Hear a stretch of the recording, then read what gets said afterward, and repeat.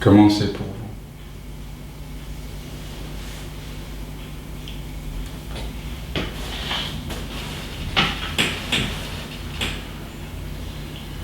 Sylvie? Ben, moi, ça me ramène encore, tu vois, c'est, oh là là, c'est monté de chaleur, quoi. Ben oui. Et c'est pas beau? Ah si. Parce que tu vois, là, autant je peux éventuellement, enfin, tu vois, c'est comme si la Sylvie pouvait poser quelque chose, mais en même temps, ça y croit pas, quoi. Enfin, tu vois, il y a rien, quoi. Oui. Ah, et j'ai chaud, là. Oh. Ça me fait comme des... comme s'il y avait des trucs qui s'évaporaient, quoi, tu vois, des choses retenues, quoi, et je suis à 200 degrés, là. C'est comme si je brûlais. Ouais.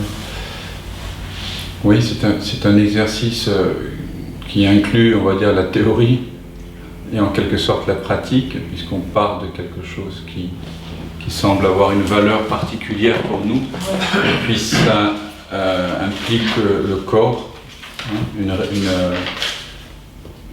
une reconnaissance et une réconciliation, voilà, manifestée par les deux mains qui se rejoignent sur le cœur.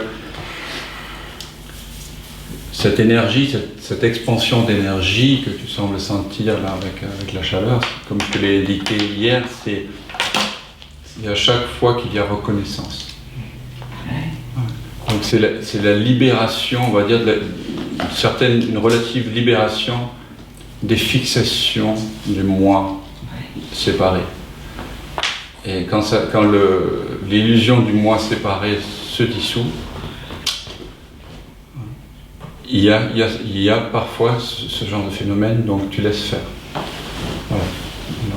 Tu laisses cette chaleur se répandre. C'est inhabituel, mais dans les partages que je fais depuis une vingtaine d'années, c'est vraiment habituel. À chaque fois qu'il y a détente, il y a répartition. Enfin, il y a souvent des phénomènes de répartition de chaleur, d'énergie. C'est l'effet secondaire, on pourrait dire, d'une expérience non duelle, si on peut dire, tu vois. Le moi se retire et l'énergie dévolue à la maintenance d'un moi illusoire, tout d'un coup se répartit, voilà, et va dans des endroits où le corps en a plus besoin. Oui. Voilà. Tu sais, je sens comme une vague, quoi, qui est là, qui monte, qui m'envahit, enfin, toutes les cellules du corps, quoi. Oui. Oh là là, et une expansion, et ça me monte jusqu'au visage, et je me sens, mais je suis chaude, quoi. Vraiment. Oui, je comprends. Et chaque fois que tu vois qu'il y a quelque chose qu'on vit là, dans les expériences, pour moi, quelque chose où ça me ramène, quoi, en fait, au soi. Et là, tu sais, il y a comme une fonte et fou derrière cette vague de libération, quoi. Alors, quand ça arrive, c'est très impressionnant. Ne mets pas l'accent sur le... c'est beau, bien sûr, mais ce que tu es essentiellement, bien sûr, ça s'exprime en tant que cette vague. Mais je t'invite aussi à mettre l'accent, et mettre surtout l'accent sur la présence sans définition, dans laquelle cette vague apparaît et disparaît. Tu vois? Ouais, de ne pas accrocher ça, quoi, non? Oui, voilà. Et après, là, ça y est, tu vois, c'est... Voilà. Oui, ça... Ouais, je mettrais la métaphore de lancer une bûche dans le feu, se dégage de la fumée. Ce que tu ressens, c'est cette fumée. Ça a un début, ça a une fin. Oui, c'est ça. Oui, ça y est, tu vois, après, c'est fait, quoi. Il n'y a pas d'histoire à en faire. Oui. Ouais, c'est ça. C'est un peu comme quand on met le plomb, hein, dans un alambic. Vous mettez le plomb de vos peurs et de vos désirs dans le jeu de révélation que je vous propose. Et à la fin, ce qui est révélé, c'est l'or de la plénitude que vous êtes. Ce qui la transmutation qui a eu lieu au cœur de ce processus alchimique, si on peut dire, c'est la reconnaissance de ce qui est vrai. Et donc, en fait, la partie de ce que l'on appelait le plomb, qui semblait avoir une forme particulière, etc., disparaît, reste seulement l'essence du plomb, qui est de l'or. La souffrance, quand on l'écoute à travers un jeu de révélation, se révèle en tant qu'amour. La violence, quand on l'écoute à travers un jeu de révélation, se révèle comme de la douceur. L'inquiétude se révèle comme une ultime sécurité. C'est cette transmutation qui a lieu lorsque... C'est comme voir finalement dans la corde, au lieu d'y voir le serpent. On regarde vraiment, c'est le regard qui est alchimique en fait. Oui. Et disparaît, voilà, ce qui n'est pas essentiel, demeure ce qui est essentiel. Et dans cette disparition de l'inessentiel, il peut y avoir des transformations énergétiques très impressionnantes, voire parfois des soulagements de douleur et des guérisons. J'imagine que c'est cela qui se passe lorsque les mains d'un guérisseur ou tout d'un coup semblent parvenir à guérir quelque chose. C'est simplement une reconnexion avec cette attention impersonnelle qui trie l'inessentiel et l'essentiel. Voyez ? Et dans ce triage, dans ce processus de discrimination entre le faux et le vrai, le faux se détache du vrai, et dans ce détachement, il peut y avoir parfois des guérisons physiques, parce que le corps est délesté d'un ensemble de croyances inutiles. Pour moi, c'est comme ça que je le vois. Et je suis convaincu que c'est la conscience non duelle qui est le guérisseur ultime, comme le disaient aussi les bouddhistes. Il n'y a rien de personnel là-dedans. C'est juste la reconnaissance. Donc vous voyez, cette pratique-là, elle est très simple. Elle permet de vous réconcilier avec... Alors comment vous le faites? Maintenant, si je vous pose la question, tout irait très bien si seulement. Est-ce que vous avez quelque chose à répondre? Et je vais vous montrer comment on peut concrètement se servir de ce jeu de révélation-ci en tant qu'alambic, et comment mettre le plomb dans l'alambic et en retirer de l'or. Donc, d'abord, on pose la question, tout irait très bien si seulement, pour faire venir un plomb. Parce que s'il n'y a pas de plomb, si tout est déjà de l'or, si vous avez déjà réalisé votre nature intemporelle qui s'exprime en tant que tout ceci, évidemment, il n'y a pas de jeu de révélation. Vous demeurez dans votre paix, et c'est très bien. Je vous pose la question, tout irait très bien si seulement.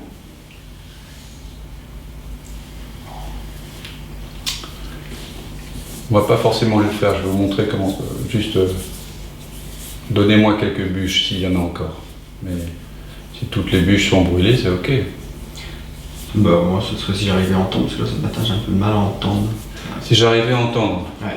Ok, donc tu vas, par exemple, tu vas mettre dans ta main gauche, je n'arrive pas à entendre, d'accord? Dans ta main droite, l'expérience, j'arrive à entendre. Ou dans la main gauche, je désirerais entendre, et dans la main droite, j'ai peur de ne pas entendre. Tu comprends? Et après, tu restes un petit peu avec, bien sûr, et puis tu fais rejoindre les deux perspectives duelles, les deux pôles d'opposés, dans la poitrine, très lentement. La lenteur est importante. Le chemin entre entre les cuisses et le cœur des deux mains devrait durer au moins, je dirais, 20 secondes.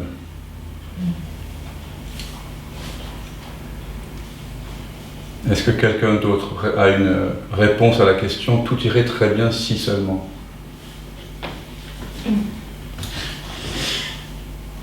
On ne va pas le faire, mais je vais vous montrer comment se servir d'un sentiment de manque pour rejoindre la plénitude au travers de ce jeu-ci. Alors, tout irait très bien si seulement... Je pouvais toujours ressentir. Tu pouvais toujours ressentir. On y prend goût, hein. Alors, bah, tu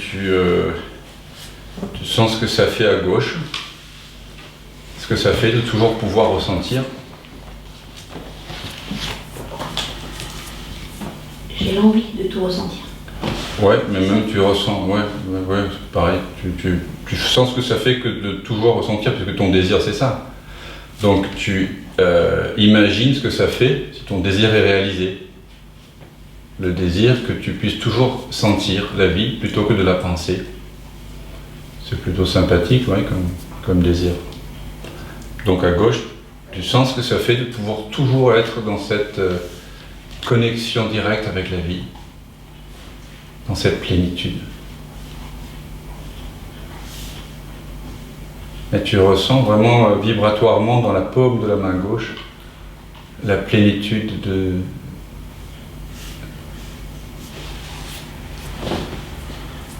cette perspective d'être toujours en connexion. Voilà. Et puis à droite, tu projettes que c'est pas possible,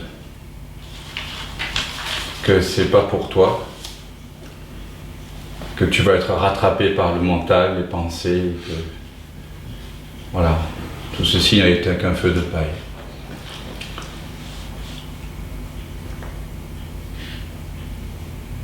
Et tu sens ce que cela fait dans la main droite en termes de vibration, expérience tactile aussi. Hein.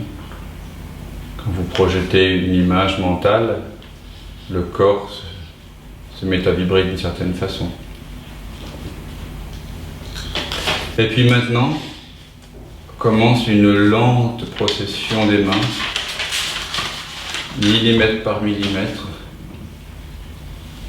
vers le cœur non duel, vers la source de votre être, vers la source sans définition de laquelle émerge toute la manifestation. Et à un moment donné, une des paumes se pose sur le cœur non duel, dans cette source. Et se fond dans cette source, et l'autre main se pose sur la première main. Et on sent comme une fusion de chaleur. Et là, à la fois physiquement et métaphysiquement, et réellement, on comprend que à la fois la perspective de toujours sentir et la perspective de ne pas y arriver, tous deux émanent de cette conscience sans forme, de cette conscience non duelle, de cette source. Tous les deux sont une expression de cette source. C'est pour ça qu'ils s'y fondent avec autant d'aisance. Et en même temps, cette source non duelle n'est ni l'une ni l'autre des perspectives. Comme si l'eau, il était reconnu que l'eau était essentiellement de l'eau. Qu'elle soit en mouvement à sa surface et produise des vagues de formes différentes ou non, l'eau est essentiellement de l'eau. Mais l'eau, parfois, prend la forme du désir de ressentir tout le temps, et parfois prend la forme de la peur de ne pas y arriver.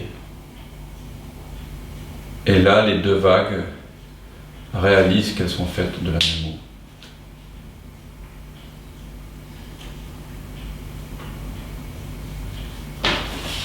Et là, qu'est-ce que tu ressens, Corinne? Une grande paix. Voilà. C'est évident, n'est-ce pas? Ça se pose. Ça se pose.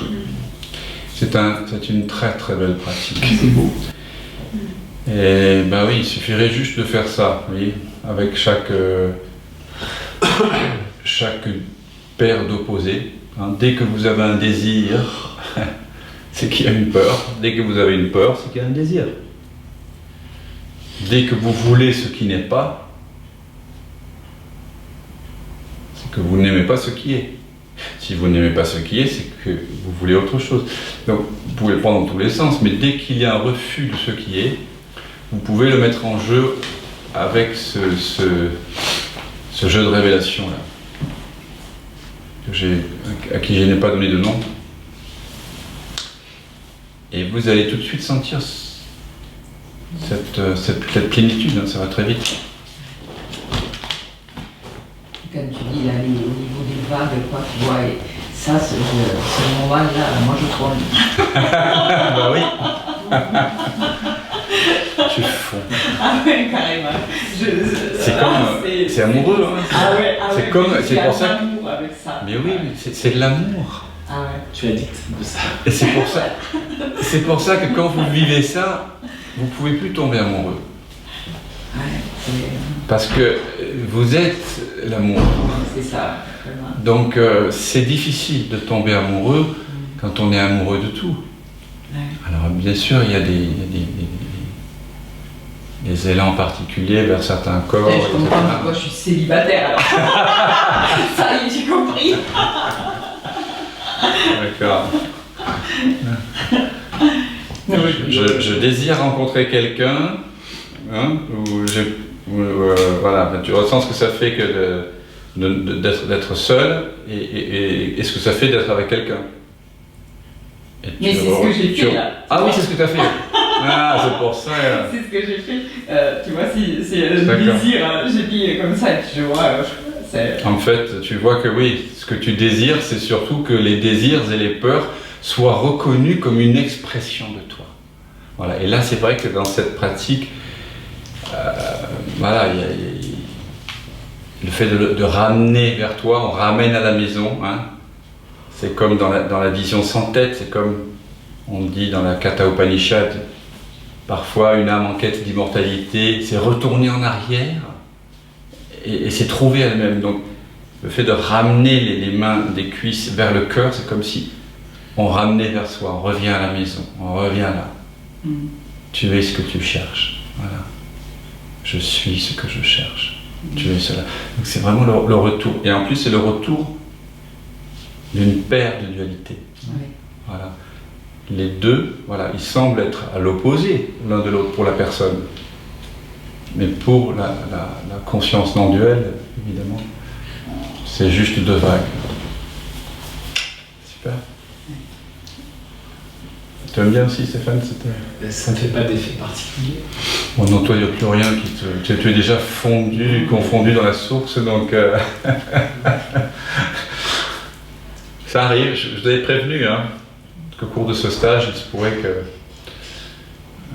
vous tombiez comme Obélix dans la potion magique de la source, et puis que vous n'ayez plus du tout envie, bien sûr, il n'y a aucune raison de continuer à investiguer, puisque voilà, tout est là. On verra si quelque chose émane, quelque apparence de plomb. Sinon, ben, je t'invite simplement à demeurer dans cette paix. C'est pas difficile, hein?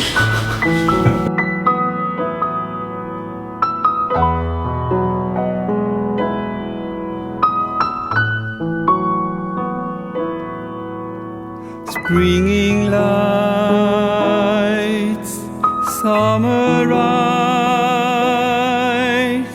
autumn leaves me alone. Winter breeds another kind of life.